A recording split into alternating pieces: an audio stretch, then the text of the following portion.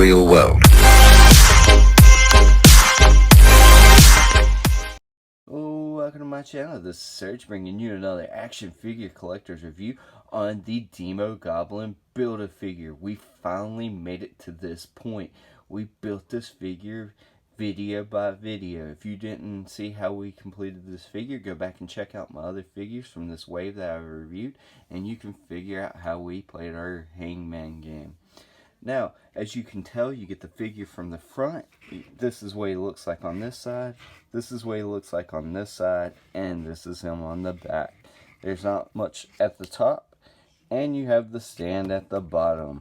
Let's get to it and review this bad boy. Let's go ahead and take a look at this one accessory that we have here. I'm going to go ahead and slide the stand up out the way. Right here, we get the glider. Looks good. I enjoy the flame. It looks very nice, and all this is sculpted line work.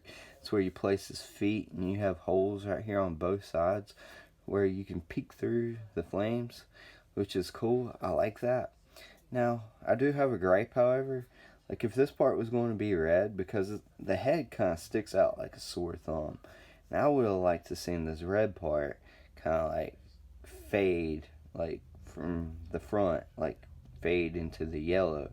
If they were going to do that, or fade this, leave this the same and paint this yellow, that would have been nice. But it's a good clear translucent plastic. It's very nice. I enjoy that a lot. And while it's on the stand, go ahead and take a look at its articulation. It can go back that far. It can go forward quite a bit.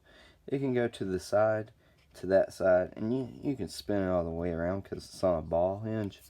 But it's got different heights that you can set it at, which that pleases me a lot. I'll probably leave mine at the highest setting though, because it's, he'll stand a little bit taller than all the other figures, and you can put him in the back on his cool glider. Let me know what you guys think.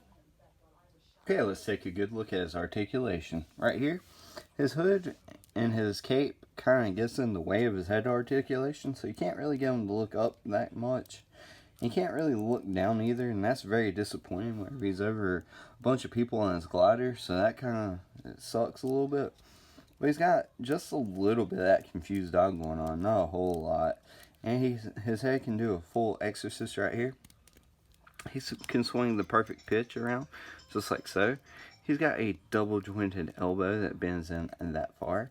He's got a hinge and a swivel at his wrist. And this little plastic piece right here, it can move just a little bit of a wobble. So, you have that option right there as well. This part right here, this gold part, is a little floaty. Now this belt right here, the buckle that goes around him, is a separate piece, and it can be unbuttoned right there. And just in case you want to kind of like get that waist swivel going on a little bit more. But he can crunch forward that far and back that far, which is a good amount. He's got that waist swivel, and this does bother that. It doesn't bother the ab crunch. And right back in there, I forgot to mention, is a little bit of gapping back in through there. It's not too bad, but his legs can split out that far. He also has a thigh cut, double jointed knees that can bend in that far. He can also kick up that far as well. And he can kick back quite a bit. He's got a boot rotation. And he also has this, his ankle can hinge down, can hinge up, and he does have the ankle pivot. And his arm, I forgot to mention, can only go out to about that far. So that's a little bit bothersome. Now I would like to see them use a diaphragm joint in here, and I'll show you why in just a second. But first we'll take a look at this head sculpt. That head sculpt is amazing. I like that. Now I don't know if you can tell, but this head sculpt, the paint that they use, looks to be a little darker than the ones that they use on his arm. So that's a little bothersome, but it's not that bad noticeable. I mean, them teeth and that tongue and them eyes look amazing. And I like the cowl going around his head. It looks very nice. Very pleased with that. His buckles right here Looks nice. It looks very weathered. It looks like there's a little bit of dry brushing through there, but not a whole lot, which, I mean, it just makes it kind of pop, especially with that gold right there. That demon logo looks very good. I'm pleased with that, and he's got some tatteredness going around his pants. That looks very nice. I like his gauntlets right here and his wristbands. That looks good. His fingers look nice. Now, I would like to see him wash in here, but I'm not going to complain too much.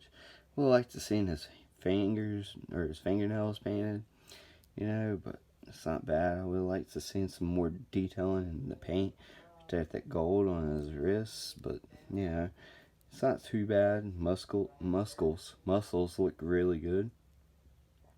His pirate boots look great. You know, mine got a little dirty right there, it looks like, or not dirty, but black seeping through, and it makes it look dirty, so I'm okay with that. You can use your imagination. But his cape right in here, I got a line going through mine, which is a little bothersome, but I mean, he's going to be like that, so you won't be able to tell. And, you know, it looks like that there's black seeping through, which I'm okay with, because it looks like dirt. And right here, this is where he keeps his pumpkin bombs. Nah, I'm just kidding. He don't come with no pumpkin bombs. This is the demon's booty hole. But anyway, it looks good. Right here on the back, the muscular looks good. He's got some more of that tatteredness going on his back. I'm very pleased with that.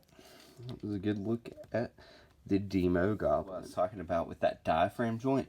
Now, like, you can get them into some crazy dynamic poses whenever you got that diaphragm joint going on. You can turn them to the side, right, like that, and then you can turn them like this, crunch them forward like that, and you got all kinds of different ways you can do it. And you can have like a little pumpkin bomb in his hand. See, I feel like Hasbro kind of dropped the ball whenever it came to the Demogoblin as far as that joint goes, and as far as not having a pumpkin bomb.